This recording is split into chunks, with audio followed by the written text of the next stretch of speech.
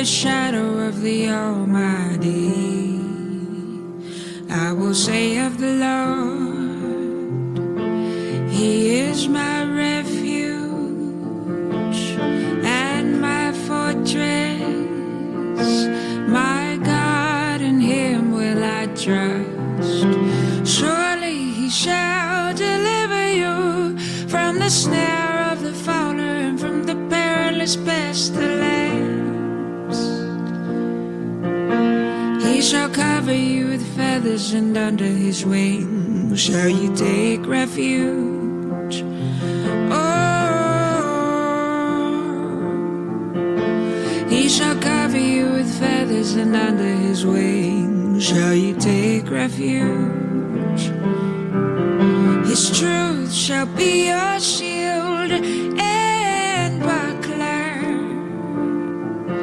You shall not be afraid of the terror by night, nor the arrow that flies by day, nor the pestilence that walks in the darkness, nor of destruction that lays waste at noonday.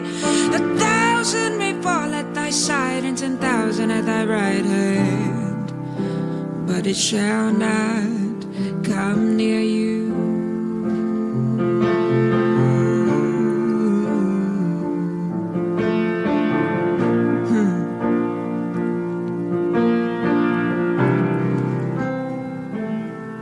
Hello and welcome to the secret place. It's that time of day where we gather around the table that the Lord has prepared, and we partake in a little bit of bread and wine.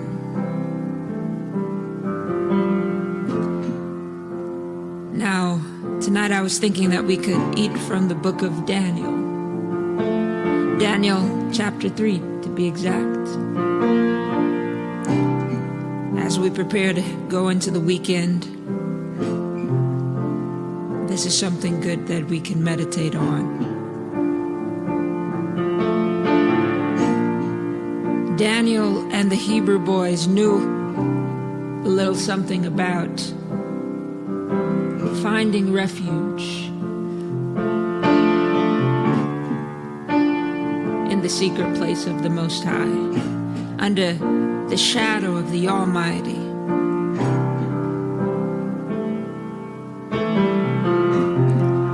In the NIV version it reads,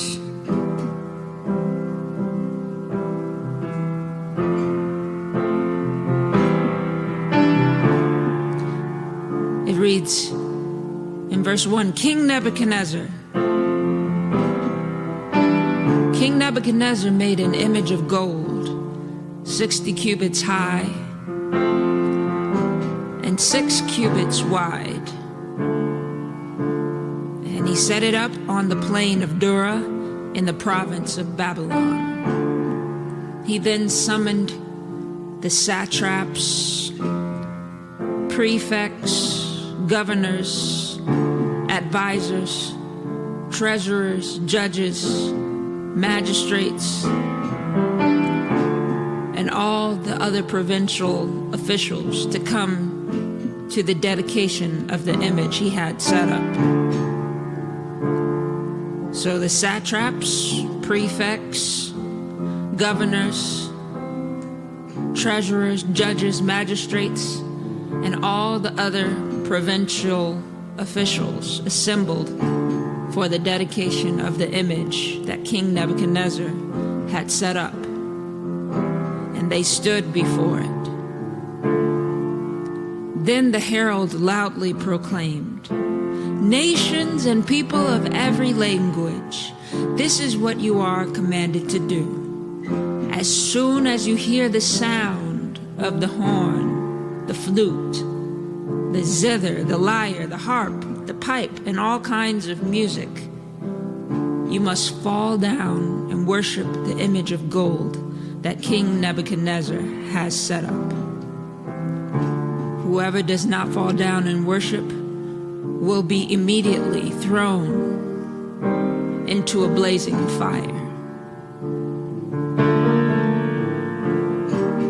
Therefore, as soon as they heard the sound of the flute, zither, lyre, harp, and all kinds of music.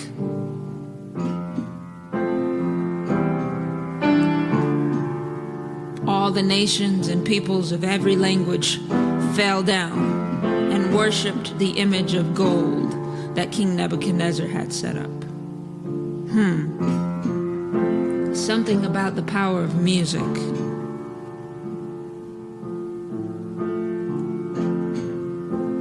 We know that Lucifer was the chief musician in heaven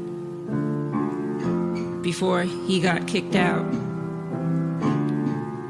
And he took 1/3 of all the angels with him. And so now there are all these angels that are prolific in music, including Lucifer himself, that have an agenda that is contrary to worshiping the King of Kings, the Lord of Lords, Jesus Christ. And so music, you can see here in this story, was what activated all of the nations to worship this golden idol. As soon as the sound of music was released, everyone was activated in worshiping. But not worshiping God, as you can see. I guess my prayer is that music would be redeemed. God invented music for the purpose of activating worship in the heavens and on earth unto himself. That's what I believe, at least. And it's been perverted to cause people to worship other entities.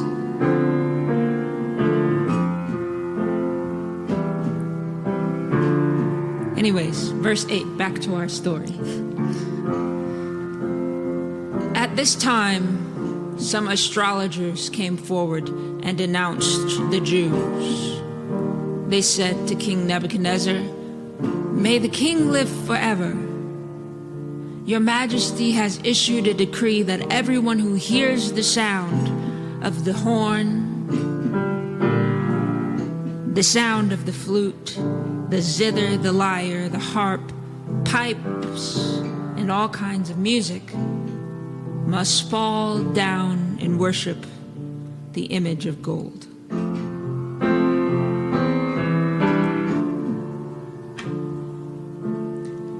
And whoever does not fall down and worship will be thrown into a blazing furnace.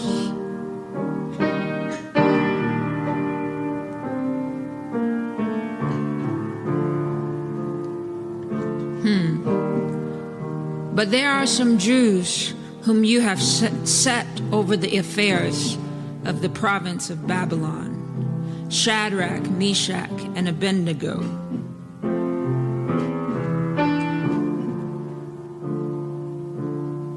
They pay no attention to you, your Majesty.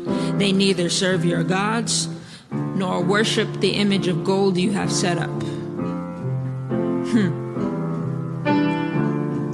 Furious with rage, Nebuchadnezzar summoned Shadrach, Meshach, and Abednego, so these men were brought before the king. And Nebuchadnezzar said to them, "Is it true, Shadrach, Meshach, and Abednego, that you do not serve my gods or worship the image of gold I have set up? Now, when you hear the sound of the horn, the flute, the zither, the lyre, the harp, pipe, and all kinds of music, if you are ready to fall down and worship the image, if you are ready to fall down and worship the image I made, very good. But if you do not worship, you will be thrown immediately into a blazing furnace.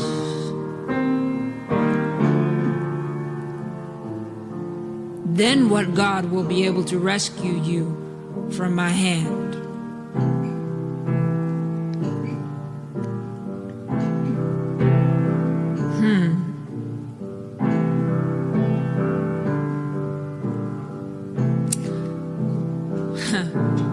Last Friday we talked about how the power belongs to God. Even those of high esteem are only but a breath.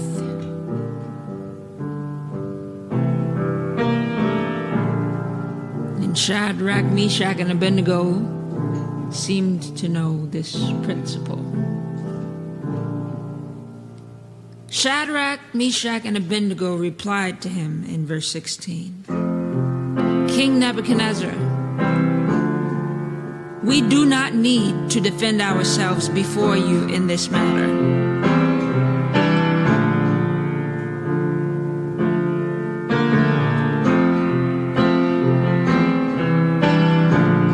We do not need to defend ourselves before our enemies. We do not need to defend ourselves from our enemies. When we are dwelling in the secret place of the Most High, He hides us as we abide in Him. Hide me under the shadow of your wings. Hide me under the shadow of the King of Kings. May my enemies be scattered. Oh Lord. Verse 17. If we are thrown into the blazing furnace, the God we serve is able to deliver us.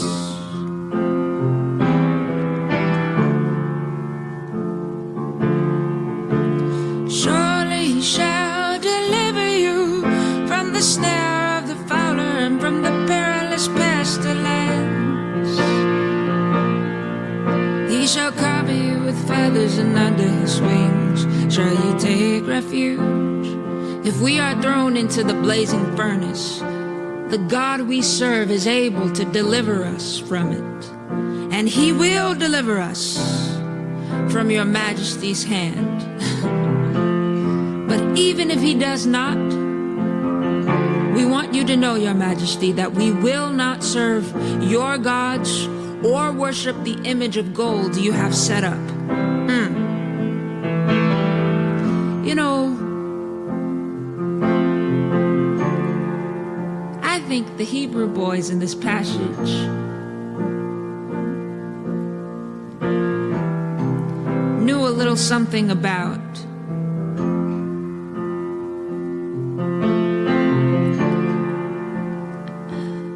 what it will take to reclaim the sound for the kingdom of God. They couldn't be a part of, under the influence of this sound that activated the nations to worship King Nebuchadnezzar.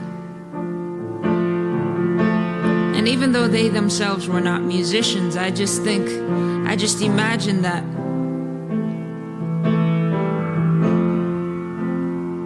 they recognized the influence that this sound had on the entire world. and they resisted it because they were familiar with a different sound that was created for a different purpose, that was released to activate people unto the worship of the true and living God, the true King of Kings.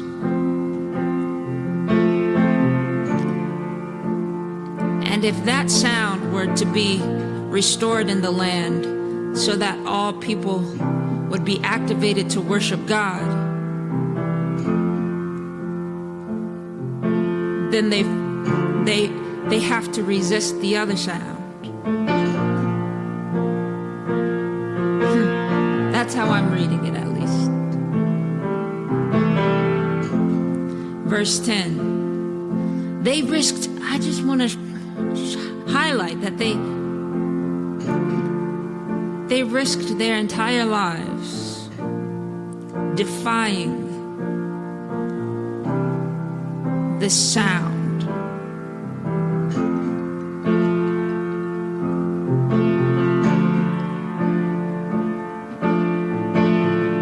Then Nebuchadnezzar was furious with Shadrach, Meshach, and Abednego, and his attitude toward them changed.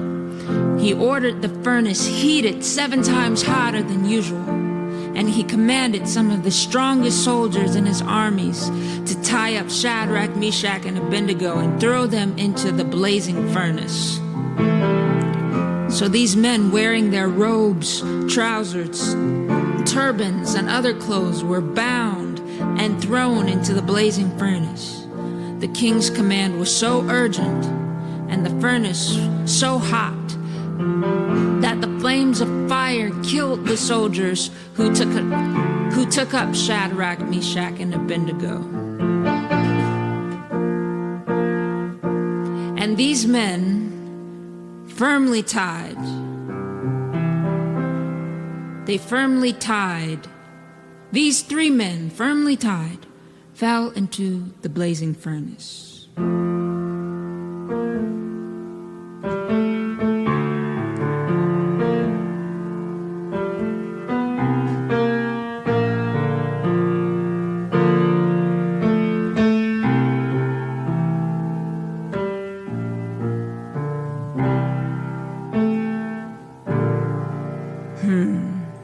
Then King Nebuchadnezzar leaped to his feet in amazement and asked his advisors, "Weren't there 3 men that we tied up and threw into the fire?" They replied, "Certainly, Your Majesty." And he said, "Look, I see 4 men walking around in the fire, unbound and unharmed. And the 4th looks like the son of the gods." Nebuchadnezzar then approached.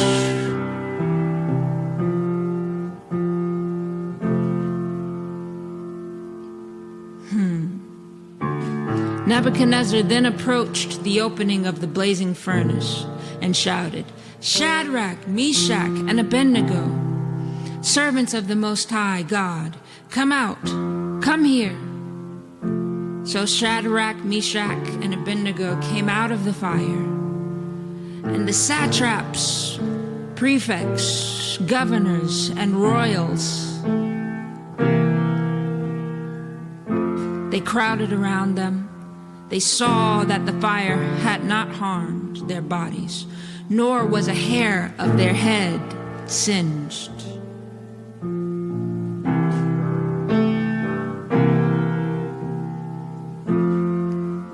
Their robes were not scorched, and there was no smell of fire on them.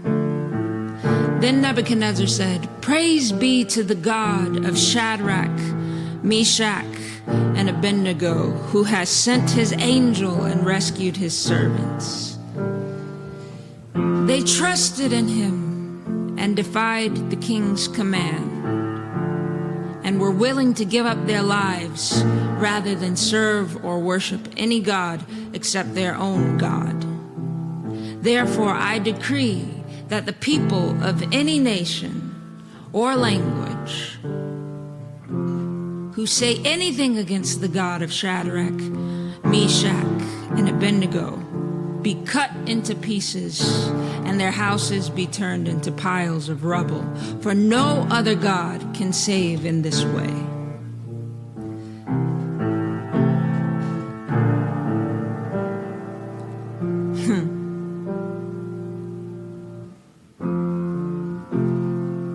This stand that the Hebrew boys took, it sent shockwaves through the world.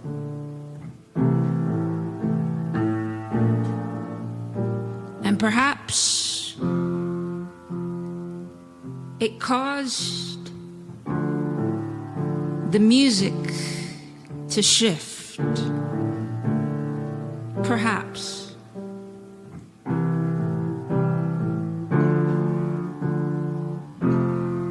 You see, so many people were assembled and commanded to worship the king at the sound of the instruments. But now the king is declaring that the God of Shadrach, Meshach, and Abednego is unlike any other God, and is truly almighty, and is truly powerful.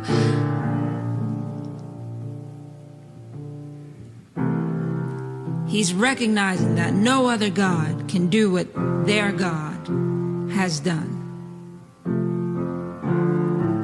That sounds like worship to me. King Nebuchadnezzar had to honor the Lord because of what the Hebrew boys did.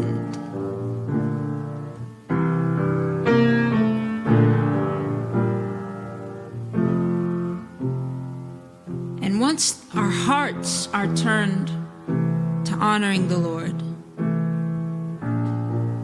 it's easy for a sound to be released thereafter that honors the Lord.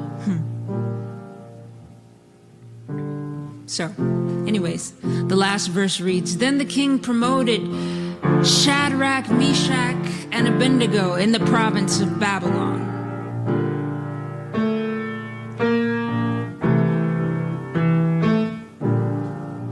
And I bet they used their office to release a sound of worship in the land, unto God and not unto the king."